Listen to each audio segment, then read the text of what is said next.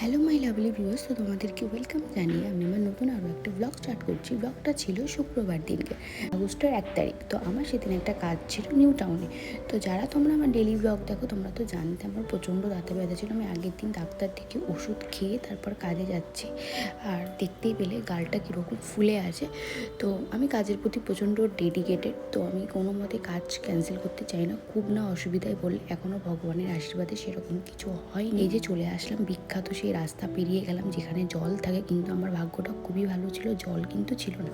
এই যে বলতে বলতেই আমরা হোটেলের সামনে চলে এসেছি। এই হোটেলটা ছিল ওই zone by the Park hotel. জল হয়ে গেছে।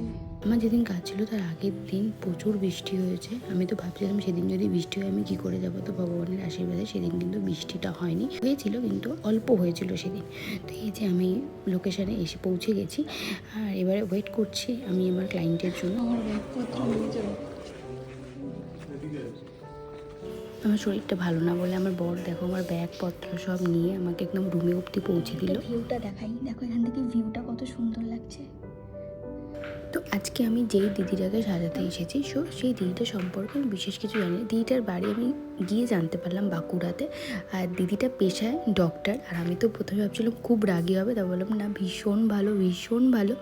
তো তারপরে দেখো আমার সাজানোর বিফোর আর আফটার লুকটা তোমাদের শেয়ার করছি। আর প্রথমে দেখো আমি হলুদ ফুলটা মাথায় দিইনি, তো দিদি দিতে বলাতে আমি দিয়েছিলাম। তো আমার একদমই ভালো লাগছিল না, তাই জন্য আমি খুলেও দিয়েছি। আর এখানে বানটা কেমন লাগছে সেটাও অবশ্যই তোমরা জানো। এবার দিদির মুখ থেকে শুনে নাও দিদির আমার কাছ থেকে এই লুকটা পেয়ে কেমন লাগলো। তো হ্যালো পুষ্পিতা দি, বলো তোমার কেমন লাগলো আজকে মেকওভারটা? ভালো সাজিয়েছে আজকে আমাকে, আমার খুব ভালো লাগছে মিলের কাছে সেজে। আবার পরের দিন দেখবো মিলে আবার কি কামাল দেখায়। ঠিক আছে, থ্যাংক ইউ। পছন্দ হয়েছে? হ্যাঁ, খুব ভালো লাগছে।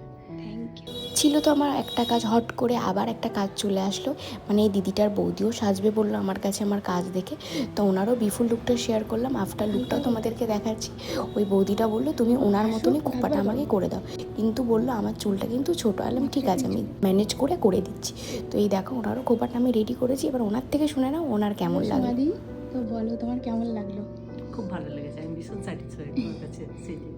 থ্যাংক ইউ, সুন্দর লাগছে জুয়েলারিগুলো পরলে। তো আমার কাজ যদি তোমাদের ভালো লেগে থাকে অবশ্যই তোমাদের স্পেশাল ডেটে তোমরা আমাকে বুক করতে পারো। তো এবার তো বাড়ি ফেরার পারা, একটা জায়গায় দুটো কাজ করে ফেলেছি। বরমশাই অনেকক্ষণ বাইরে দাঁড়িয়ে আছে, তবুও কিন্তু কোনো রাগ করেনি। আমি ওকে বলেই কাজটা নিয়েছি, বললো কোনো অসুবিধা নেই, লক্ষ্মী আসলে লক্ষ্মী ছাড়তে নেই।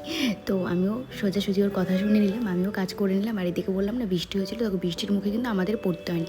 আর ও আমার জন্য ইকো পার্কের সামনে ওয়েট করছিল, তো ওখান থেকে একটা তাল পেয়েছিল, সেটাও ও নিয়ে চলে এসেছে। তো বাড়িতে এসে আর কিচ্ছু করতে ইচ্ছা করছিল, তাই জন্য সিম্পল বিরিয়ানি নিয়ে এসে দুজনে বিরিয়ানি খেয়ে ঘুমিয়ে পড়লাম। খুব টায়ার্ড হয়ে গেছিলাম আর আমার কিছু করতে ইচ্ছা করছিল না। তো আজকের মতো আসছি।